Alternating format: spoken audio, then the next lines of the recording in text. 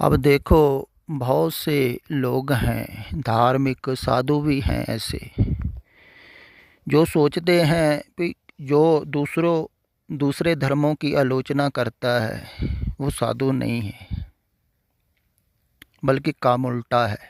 अगर आप गौर से थोड़ा सा ध्यान दें कि जो आलोचना नहीं करता है ना, वो इसीलिए नहीं करता है ताकि उसकी प्रशंसा बनी रहे। वो राजनीतिक है, वो स्वार्थी है,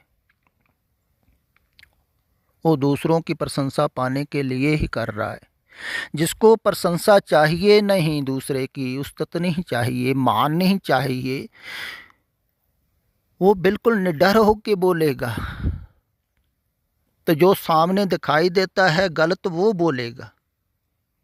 अब सामने कोई गलत हो रहा है, किसी भी धर्म में हो रहा है, तो जो स्वार्थी है ना वो कहेगा हमें क्या लेना देना है, लोग कर रहे हैं करते रहे, भटकते रहे। लेकिन जो स्वार्थी नहीं है, परमार्थी है, वो कहेगा नहीं ये गलत हो रहा है। चाहे किसी भी धर्म में हो रहा हो, कोई भी कर रहा है, वो जान जाता है, देख के ही पता लग जाता है कि ये उलझन वाला काम कर रहा है, ये भटकेगा। तो जो सामने देख के बोलता है, भटकाने से रोकता है, वो ही भला कर सकता है।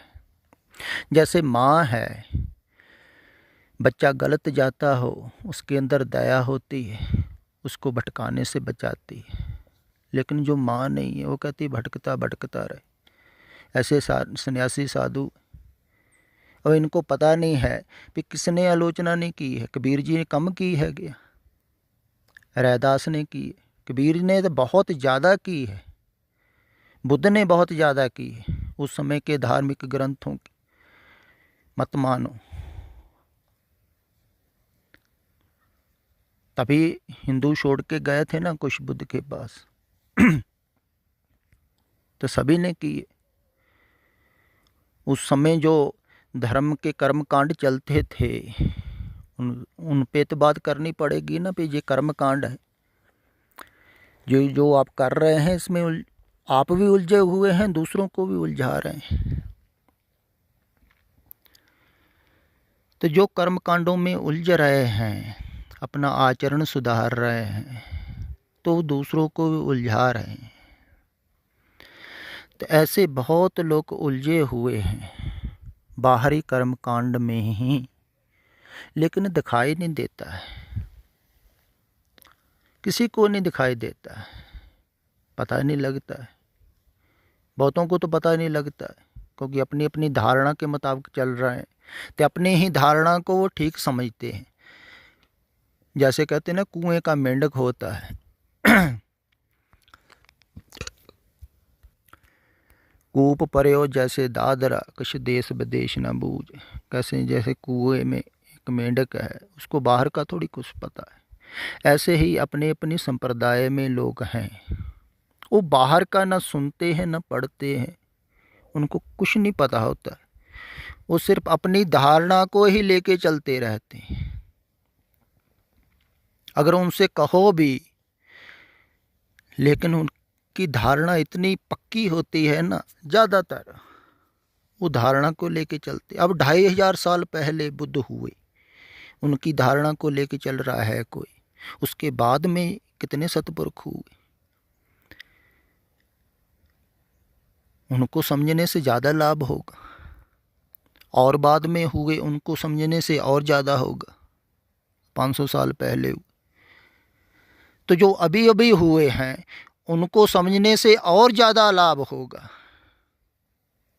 क्योंकि वो समय के अनुकूल कहेंगे, अभी अभी कहेंगे, अभी अभी बोलेंगे। जैसे स्कूल में कोई 100-200 साल पुरानी किताब पढ़ाई जाए, बच्चों को सब्जेक्ट पढ़ाया जाए, तो आप क्या कहेंगे?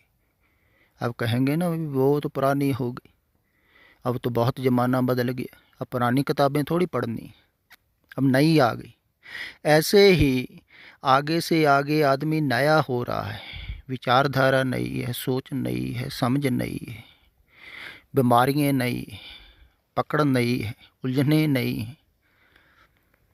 तो जो समय के आधार पर बोलेगा उसका ज़्यादा लाभ होगा ना, लेकिन उसको सुनते नहीं हैं लोग।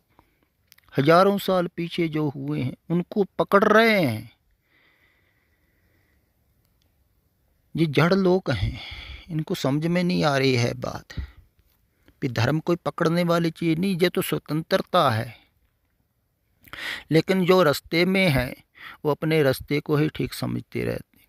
जो मंजिल पर पहुंच जाता है ना, उसको सभी रास्ते दिखाई दे रहे हैं कि कैसे कैसे इन रास्तों पर चल के आदमी जहां आ सकता है मंजिल पर।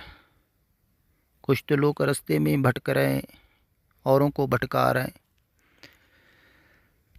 तो रास्ते बहुत हैं आने के लिए, लेकिन दिखाई नहीं देता। जो रास्ते में है उसको कुछ नहीं दिखाई देता। तो बहुत लोग ऐसे हैं जो रास्तों में ही भटकते रहते हैं, घूमते रहते हैं, फिर कहते हैं रास्ता नहीं मिला। बताने वाले तो बता रहे हैं, लेकिन ज़्यादा लोगों को पिछले रास्ते जिन्होंने बताए थे वो अच्छे लगते हैं।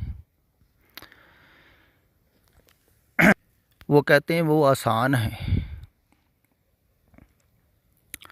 क्योंकि उनको लगता है वो बाहर बाहर से, क्योंकि जो पीछे बताया है ना वो बाहर बाहर की बातें ज़्यादा लोग कंठ कर लेते हैं, याद कर लेते हैं। जैसे बौद्ध भिक्षु हैं, उन्होंने नियम कंठ कर लिए, नियम अनुसार जीना है, यही उपलब्धि। नहीं, नियम तो सिर्फ बाहर के हैं, शरीर के तल पर हैं। शरीर स्वस्थ रहे इसलिए कुछ नियम बनाए थे। ये एक टाइम भोजन कर लो, शरीर चलता रहे। लेकिन नियम ही उपलब्धि थोड़ी है। सिखों में कहते हैं मर्यादा, तो मर्यादा में है ये पाठ करना है, चोरी नहीं करनी, हेरा फेरी नहीं करनी। ऐसे सभी में अलग-अलग नियम हैं। झूठ नहीं बोलना है। लेकिन जो मर्यादा के पार हो जाता है ना, उसको ये चिंता नहीं होती है झूठ नहीं बोलना है। ये ख्याल में रखने योग्य हैं कुछ सूत्र, कि वो ये नहीं सोचता है झूठ बोलने से पाप होगा। वो ये देखता है कि झूठ बोलने से अगर किसी को लाभ होता हो ना, वो झूठ भी बोल देगा। ये ख्याल रखने योग्य है। वो पाप पुण्य की बात परिभाषा नहीं करता है। वो ये नहीं सोचता है भाई किसी की आलोचना करने से मेरे को पाप लगेगा। वो कहता लगता लगता रहे, किसी का भला होना चाहिए। वो पाप पुण्य से पार हो जाता है। ना उसको पाप से डर है, ना पुण्य का लोभ है कि इस बात से मुझे पुण्य मिलेगा दूसरों को फायदा पहुंचाने से। अगर पुण्य की आकांक्षा है ना कि मेरे को पुण्य मिलेगा, तो फिर तो वो स्वार्थी है ना। वो पुण्य पाप की परिभाषा से पार हो जाता है। नरक स्वर्ग ते मैं रहो नान सतगुर के प्रसाद, वो नरक स्वर्ग से पार है। अब जो नियमबद्ध तरीके से चलने वाला है, अब किसी के पीछे कोई हत्यारा पड़ा हो उसके मारने के लिए, तो अगर वो पूछे कि किधर को गया है, तो वो बता दे इस साइड को गया है, इस तरफ को गया है, कि मैं झूठ तो बोलूँगा ही नहीं, मैं सच का पालनी हूँ, पालन करता हूँ सच का। लेकिन जो सतपुरुष है ना, वो वहाँ पर एकदम झूठ बोलेगा। वो कहेगा नहीं इधर नहीं, इधर गया। कोई आदमी बच रहा है तुम्हारे एक झूठ बोलने से, तो उसको बचा लेना चाहिए। उसके मन में दया होगी। दया ही धर्म का मूल है। इसलिए सतपुरुष को पहचानना बहुत कठिन है। वो बहुत सारी बातें ऐसी करेंगे, ऐसा काम करेंगे जो लोगों को समझ में नहीं आता है कि ये आदमी इतना सच्चा होकर भी झूठ बोल देता है, इतना सहज रहता है फिर भी आलोचना कर देता है लोगों की, इतनी प्रेम की बातें करता है फिर भी तो आलोचना करता है दयावश। क्योंकि बहुत लोग उलझे हुए हैं धार्मिक कर्मकांडों में, उनको निकालने के लिए बोलना पड़ेगा कि जो आप कर रहे हैं इसमें ना तो आपको लाभ है ना दूसरे को हानि है। क्योंकि लोग फिर साधुओं से सिर्फ मंगल कामना के लिए ही जुड़ते रहेंगे, तो जुड़ रहे हैं लोग साधुओं से सिर्फ मंगल कामना के लिए ही जुड़ रहे हैं, सुख सुविधा के लिए ही जुड़ रहे हैं। लेकिन साधु से जुड़ना चाहिए सुख सुविधा छोड़ने के लिए, सुख सुविधा संसार में मिलनी चाहिए, यही तो सभी सोच रहे हैं ना। अब कोई साधु के पास चले गया है ना, मेरे को सुख सुविधा, मेरा मंगल हो, कल्याण हो, तो वो कहाँ मांग रहा है संसार में, तो वो कहेगा संसार में मंगल कामना थोड़ी होगी तुम्हारी, सुख सुविधा किसी को मिली है, बुद्ध को मिली है, सब कुछ मिला था उनको, फिर भी सुख मिला है, वो तो छोड़ के आ गए थे, तुम संसार में मांग रहे। तो संसार में थोड़ी सुख सुविधा मिलती है, किसी को मिल ही जाती तो संसार व्यर्थ नहीं होता। अगर संसार में सुख मिल जाए ना तो संसार व्यर्थ नहीं होता, मिलता ही नहीं है किसी को, मिला ही नहीं है अभी तक किसी को, इसलिए संसार व्यर्थ हो जाता है। तो सुख नहीं है, सुख ना ही बहुते तन खाटे, सुख ना ही बहुत देश कमाए।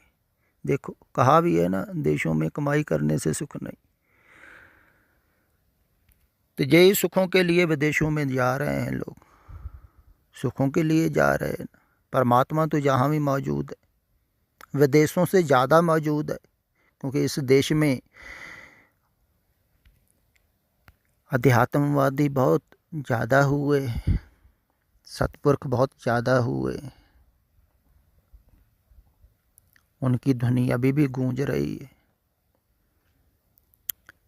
अगर यहाँ नहीं सुनाई दे रही है किसी को तो विदेशों में क्या सुनाई देगी। तो सुख तुम्हारे अंदर है, सुख निधान, सुखों का खजाना बाहर नहीं। तो सतपुरुष कहते हैं बाहर का आशीर्वाद मत मांगो। तो बाहर के आशीर्वाद के लिए लोग ज़्यादा आते हैं, फिर कौन आएगा।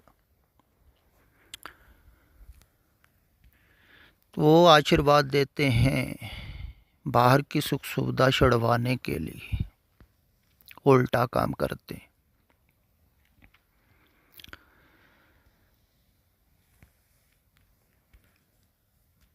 तो जिसकी सुख सुविधा छुड़वाई जाएगी ना, उसकी ही कामना बाहर की छूटेगी, कामना बाहर की छूटेगी, संसार की इच्छा छूटेगी, तभी ही तृष्णा से मन हटेगा।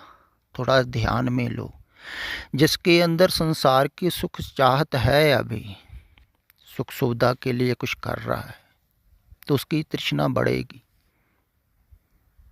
तो जिसको समझ में आ जाएगी बात कि सुख सुविधा संसार में नहीं है और संसार के लिए नहीं कुछ भी करना है, तो उसकी तृष्णा घटेगी, क्योंकि कामना घटेगी, चाहत घटेगी, तृष्णा घटेगी, मन शांत होगा ना।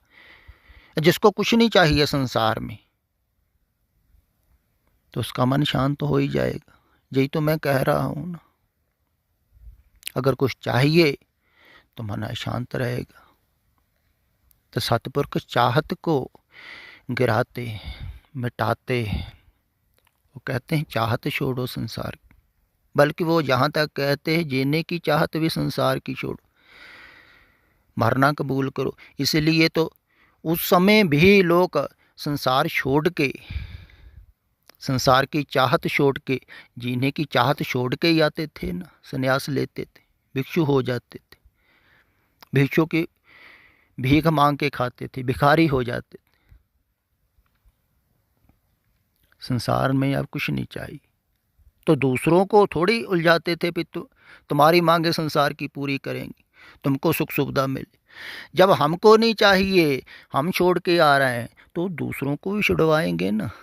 जिसको छोड़ के ही सब कुछ आनंद मिला है, अंदर मंगल मिला है, प्रभु मिला है, तो दूसरों को थोड़ी उलझाएंगे बात।